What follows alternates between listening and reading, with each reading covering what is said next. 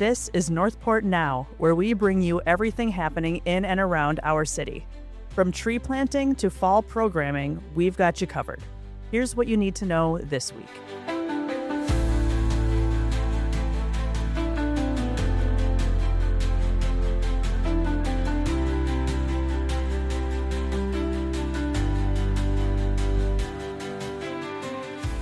Are you passionate about the environment and wildlife of the city? Join city staff and local experts at the Northport Panel Series on Tuesday, September 16th at 6 p.m.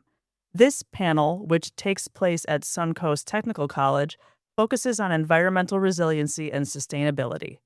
The Natural Resources Division, the Environmental Conservancy of Northport, and other regional organizations will be on hand to answer questions and share information.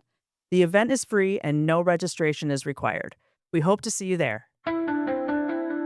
While there are no tropical storms threatening our area at the time of this recording, we are still in the peak of hurricane season. As a reminder, the city's sandbag station, located behind the George Mullen Activity Center and Larry Tennyson Athletic Fields, is continuously open throughout storm season. The station is being routinely monitored to bring in more sand if needed. There is a limit of 10 bags per vehicle. Residents are encouraged to bring their own shovels, as only a limited number will be available on site. For more information and updates, please visit northportfl.gov/alerts. Fall into some fun activities with Northport Parks and Rec this season. From concert in the park to the much-loved pumpkin plunge event, there are plenty of ways to feel the autumn spirit here in Florida.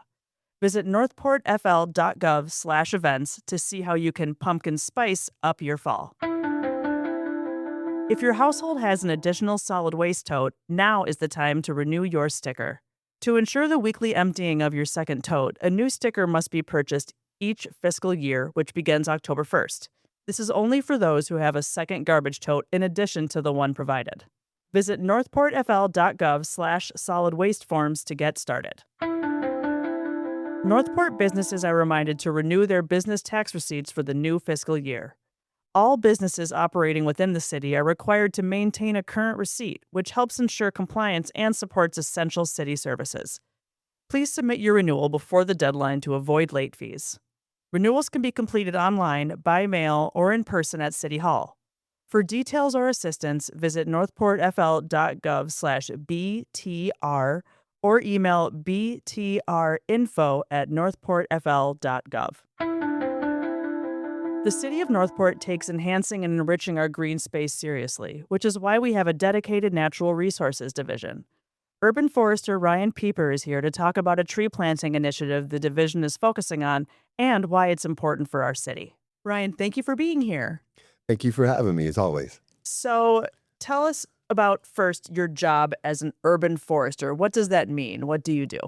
Okay, well, first and foremost, I work with a wonderful team of individuals, two of which I get to supervise, the two city arborists, Sean Ruff and Jeremy Rogas. They are so wonderful that they make my life just completely easy. So the term urban forester really kind of looks to manage and maintain the urban forest as we collide both developed worlds and preserved worlds. I have the wonderful opportunity of utilizing the environmental fund that is collected through mitigation fees. As commercial or residential development takes place, the natural environment is displaced, so that is mitigated and collected into that mitigation fund. The urban forester title has been tasked with creating, designing projects, whether they be for shade, for color, for enhancement, for aesthetics, for any reason that we can get some trees in our public spaces or right-of-ways. That is what my objective is. One of the most recent projects is the Aquatic Center that you may have seen. Yes, I was going to ask you about that. And then you hit on all the things of, why were this certain plants chosen? And you just kind of said it, aesthetics or shade or things like that. So tell us more about that project and what was planted. Excellent. Yes. That one in particular was initially a shade objective to achieve a little bit more shade along the seating areas. I interviewed with, utilities department, facilities maintenance, the Aquatic Center, people that run that.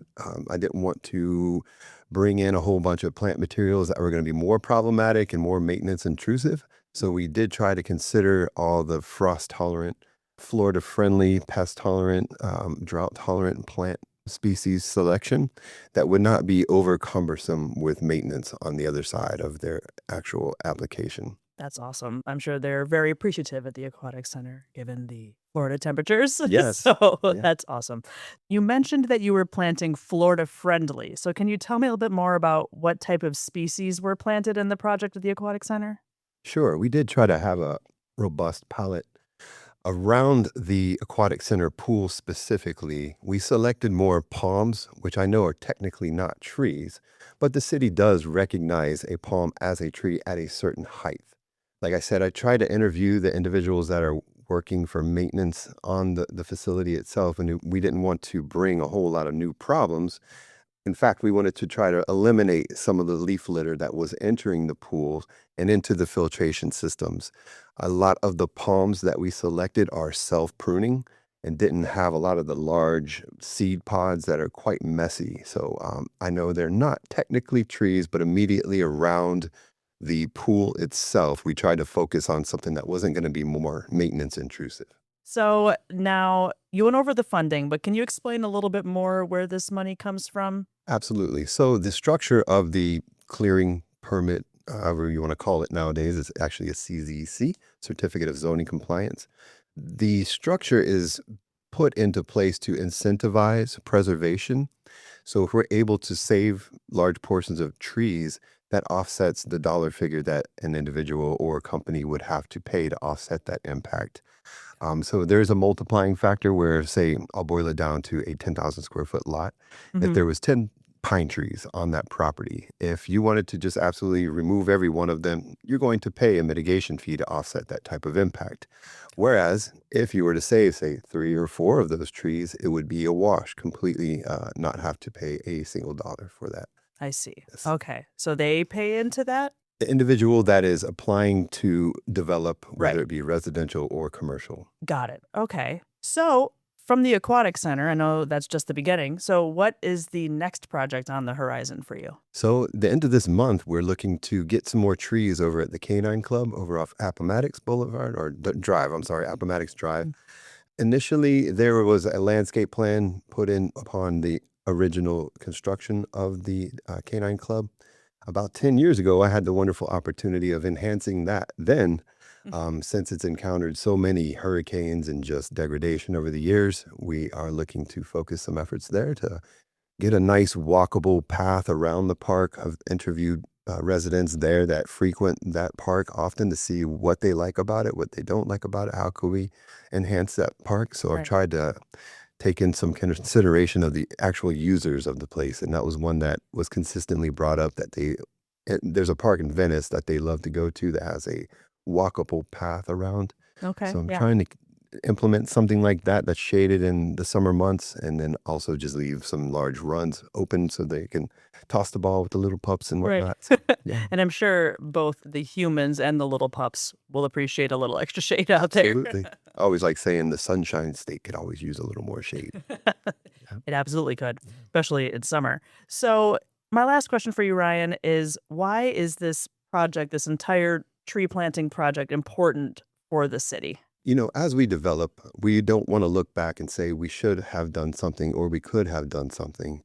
I'm never against any development, but if done unbalanced, it doesn't seem right. So the structure of collecting these monies where we can't save trees or can't replant the trees that were impacted, that is the objective, is to take those monies and focus them elsewhere where the entire community will benefit from these efforts.